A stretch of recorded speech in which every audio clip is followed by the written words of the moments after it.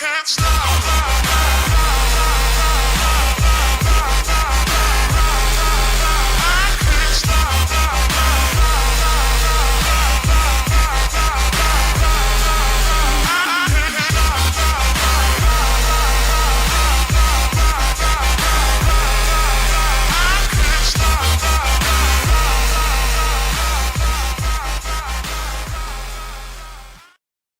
Your boy Brian Cotton. You know I'm going to keep pounding. Talk a little bit about these Panthers today. It's been about a week since I made a video. Been kind of crazy at work and stuff like that, so you know how that goes. But just to kind of touch on a couple topics. First of all, this whole Kenjon Barner thing. I think it happened last night. Traded him to the Eagles for a conditional 7th round pick. Now, I think that's a good move by Dave Gettleman. And a lot of Panthers fans are concerned about this. And I don't know why. Why would you be concerned that they traded Kenjon Barner, the guy that fumbles, doesn't do anything in the return game, doesn't pick up blitzes, doesn't hit the hole with conviction, just dances around trying to make a highlight reel play when, he could gain 4 yards if he just ran forward. It's a good move by Dave Gettleman. I like it. Applaud it. Good job. You know what Marty Hurney would have done? He would have kept Kenjon Barner for the next 5 years, hoping that one day he would turn out. He would pan out.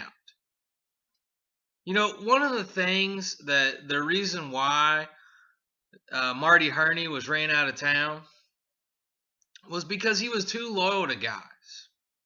You think about Jake Delhomme. Who gets a $42 million contract extension? $42 million contract extension after you threw 6 interceptions in a playoff game and had a fumble. Had 7 turnovers in one game.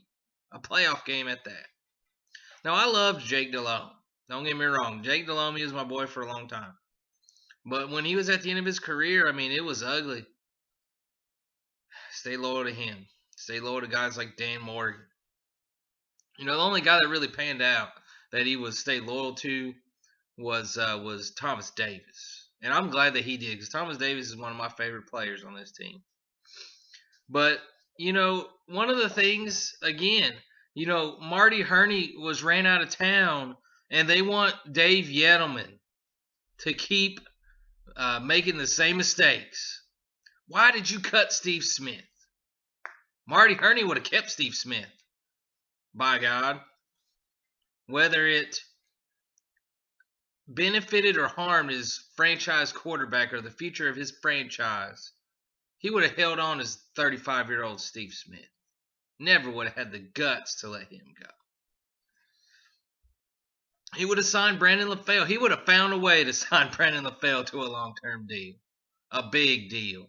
Because he's loyal to guys that he drafts. People want Dave Gettleman to make the same mistakes.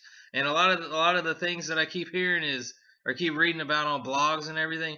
Well, they traded him for nothing. They got a 7th round pick. Now, it's a conditional pick. He has to be on the roster, I think, 4 games out of the next season in order for that to pan out that way, for them to get that 7th round pick. Do you not realize that Dave Gettleman was going to cut Kenjon Barner? That Fozzie Whitaker had taken over as the number 3 running back ahead of Kenjon Barner? That they were going to cut him? Can't you read between the lines?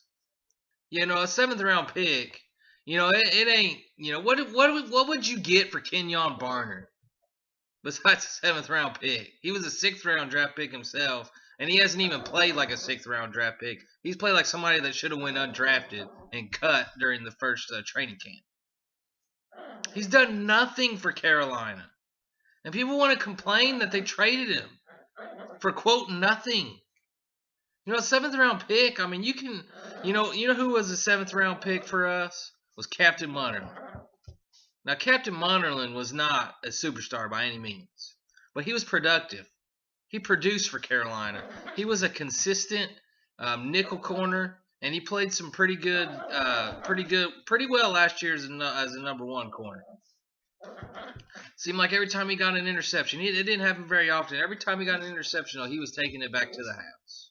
You can get productive guys in the 7th round that'll do more than Kenjon Barner will.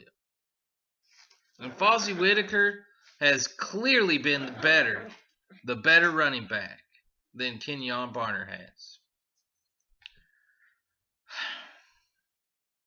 You know, like, do you want the Panthers to revert back to being mediocre every year? Then please, let's bring back Marty Hurney. Because that's a Marty Hurney move that a lot of these Panthers fans want Dave Gettleman to do. Be loyal to these guys. Give them a chance. You know, Dave Gettleman is like, you produce or you're gone. Remember, he cut Jeff Handgardner, which he had to bring him back in. That was kind of funny.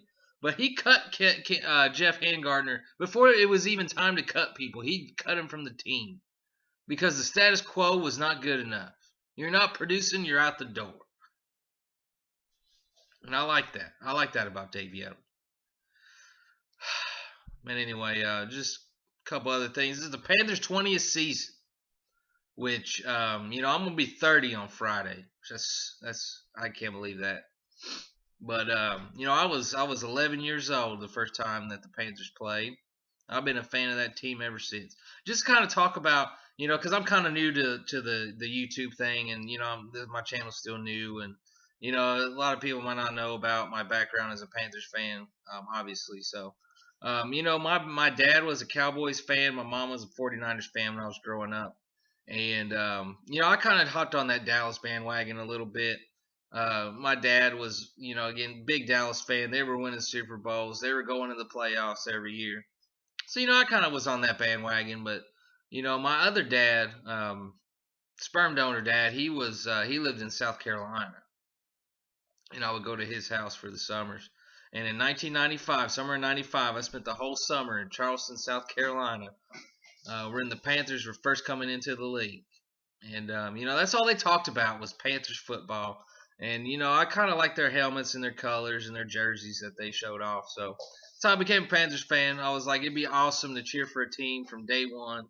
And, that's what I've been doing since day one, game one, year one. I've been a fan of this team. And I wouldn't want to be a fan of any other team. The Panthers, since I've been a fan, since I've been a fan and since they've been a team, they've been pretty mediocre. Most of the time they'll field a competitive team, but, you can usually count on 7 or 8 wins. Their overall team record's kind of, it's kind of swayed a little bit because they had a 1-15 season and they had a 2-14 season. Overall, they're mediocre. They've been a mediocre franchise. I'm not ashamed to say that. It's just the truth. I mean, I'm not going to come on here and say that a team that's never had back-to-back winning seasons is a great franchise. But I love the Panthers. I love how Jerry Richardson runs this team. I wouldn't want to be a fan of any other team. My favorite Panthers memory, before I get up out of here, my favorite Panthers memory was X-Clown. The diehard Panthers fans know what I'm talking about. That was that Steve Smith play in the 2004 playoffs. 69 yards in double overtime to beat the Rams and go to the NFC Championship game. Highest of highs, lowest of lows, and highest of highs at the end. I had a high blood pressure. I had to go for a checkup 2 days later. My blood pressure was still high after that game. 2 days after that game, I was into it. That's really, when I was growing up, I've always loved the Panthers. I've always been a Panthers fan, but I was more of an NBA guy when I was growing up because, I was pretty decent at basketball.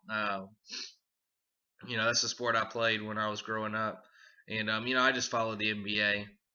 But that was the game when I really started to love the Panthers. Penny Hardaway was my favorite NBA player.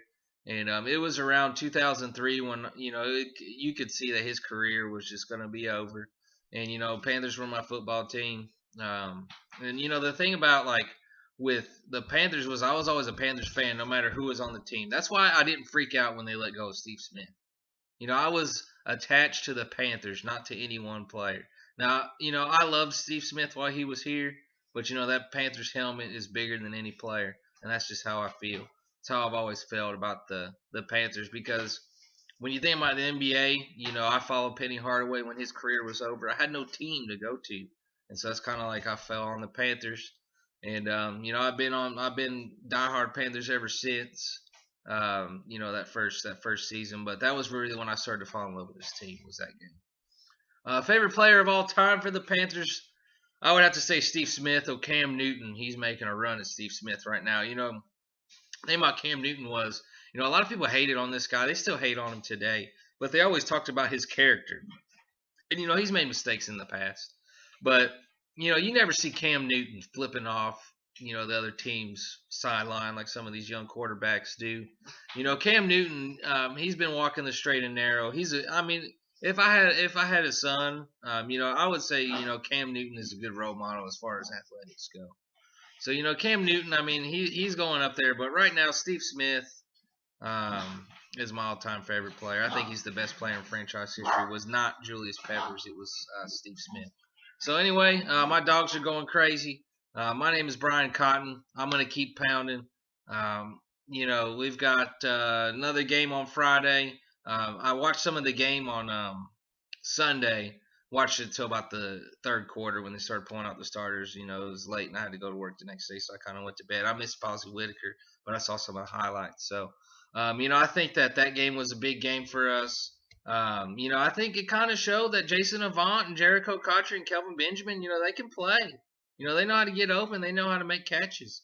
Thing about Kelvin Benjamin, you want to make sure that he's not getting unnecessary roughness penalties. You don't want to get in his head. Anybody get in his head. So anyway, Brian Cotton, keep pounding. I'll have another video for y'all guys real soon.